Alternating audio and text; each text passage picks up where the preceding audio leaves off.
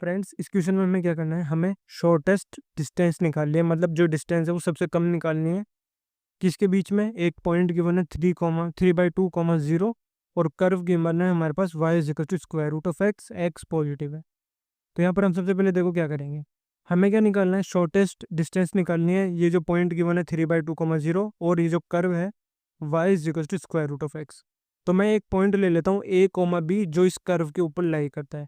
तो a, b एक point ले लिया जो y is equal to square root of x के ऊपर लाई करता है। तो ये पॉइंट इसे सेटिस्फाई करेगा, तो इसमें पुट कर देंगे। तो b की वैल्यू कितनी आ गई? Square root of a। इसका मतलब जो पॉइंट a, b है उसका मतलब उसको हम कैसे लिख सकते हैं, a, square root of a। तो अगर एक जनरल पॉइंट लिखे हम इस कर्व का, तो वो क्या हो जाएगा, a, square root of a। अब हमें क्या करता है, जो ये पॉइंट आया है ना a, square root of a, इसके और 3/2, 0 के बीच में हम डिस्टेंस फॉर्मूला लगा के डिस्टेंस निकालते हैं। उस डिस्टेंस को d मान लेते हैं। यहाँ पर हमने ये डिस्टेंस फॉर्मूला लगा दिया, तो a-3/2 का whole square plus square root of a-0 का होल स्क्वायर। तो ये वैल्यू सॉल्व हो गया हमारे पास। एल्जेब्रिक आइडेंटिटी लगा के आप यह सॉल्व कर सकते हैं। अब इसमें देखो मैं क्या करूँगा, a² - 2a मैंने कर दिया। अब ये तो एज इट इज़ आ गया। अब उसके बाद मैं क्या कर रहा हूँ, +1 -1 कर दूंगा और बाकी के टर्म्स एज इट इज़ लिख दूंगा। तो ये स्टार्टिंग के टर्म तो बन गए, a-1 का होल स्क्वायर प्लस 9/4 -1। तो ये वैल्यू हमारे पास कुछ इस तरह से सॉल्व होकर आ गई।